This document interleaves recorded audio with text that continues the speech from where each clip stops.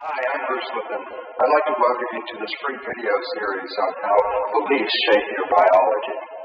Today's lesson will be on the nature of the myth of genes. The belief that genes control your life turns out to be completely false. The reason why this is so important for you to know is that you have been programmed essentially with the belief that genes control all the characteristics of your life.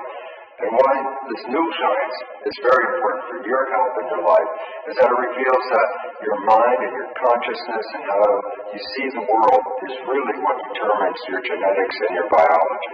Very interestingly, in my early research, one of the things I did was remove the nucleus from a cell, a process called enucleation. The significance is that the nucleus contains almost all the DNA of the genes within a cell. What I found is when the genes were removed from the cell didn't die, as one might expect, but the cells continued to live on for 3 or more months and expressing very complex behaviors and functions, which is a very interesting concept when you understand that the belief was that genes were controlling all aspects of the cell's life and were the equivalent of the cell's brain. The research I was working on at the University of Wisconsin profoundly changed my life. That research involved cloning stem cells. What I would do is take one single stem cell, the equivalent of an embryonic cell, put it in a petri dish all by itself. The cell would divide every 10 to 12 hours, so at first there was 1, and then 2, 4, 8, 16, and pretty soon I had about 50,000 cells in the petri dish. The most important understanding about this is that all the cells were genetically identical because they came from the same parent cell. But the real experiment that changed my mind was when I took these cells, genetically identical cells, and split them up into 3 different petri dishes.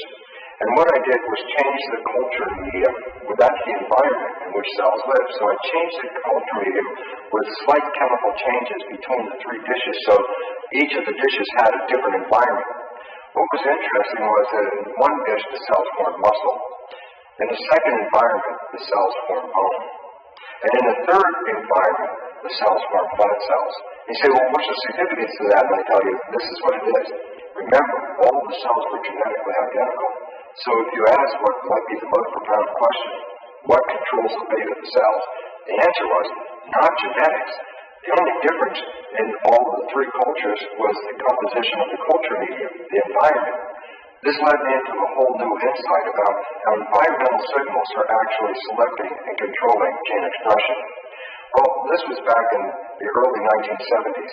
I was sort of a loner out there at the time because at that time, science was so involved with genetics that all research was focusing toward the role of genes in controlling our lives. What's most interesting is as I started to talk to my colleagues about this new research about how the environment was controlling the genes, they pretty much let it go as what they perceived as an artifact or something strange about the culture. And this really upset me to a large degree because the experiments were repeatable over and over again every day. Well, I understand the issue very clearly now. It's because I was way ahead of the game. I was 20 or more years before the advent of a new modality of science called epigenetics. And if you haven't heard of epigenetics, this is the most important new science in the world today. It is going to create a revolution that will change civilization completely. The significance of epigenetics is environmental signals are what control our genes. You say, well, what's the significance of that? And I go, well, very simply this. If genes control your life, then by definition you're a victim of your heredity. Whatever is running in your family is likely to appear in your life as well. Now that we understand the nature of environmental signals controlling genes, it changes everything for this reason. You are the one that can control the environment. Therefore, you end up being the master of your genes because you are the one that can change your beliefs and attitudes and visions of the world. And those changes in the mind actually lead to the chemical changes in the blood, which ultimately control our genetics. So we have this belief that genes control our lives, and genes are responsible for our diseases. This is completely false. As a matter of fact, what's really interesting when people talk about a gene turning on and a gene turning off, there's a belief that genes actually made decisions.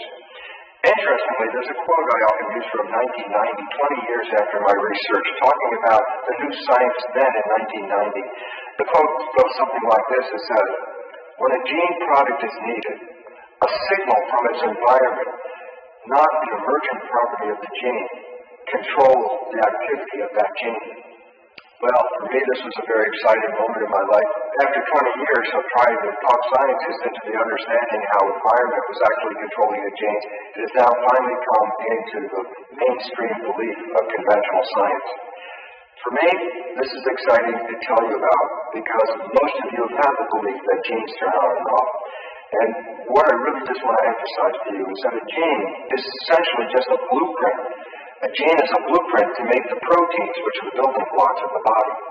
Surely, yes, the proteins give us our physical characteristics and our behavioral characteristics, but it's not really controlled by the genes. The genes just make the parts. What controls us is our thought, our belief, and our attitude. How we think is actually turned into chemistry that goes through the body and controls the activity of our genes. So if you change your thoughts, you actually change your biology. And today, this is the leading edge of science, epigenetics, how your beliefs actually control your life.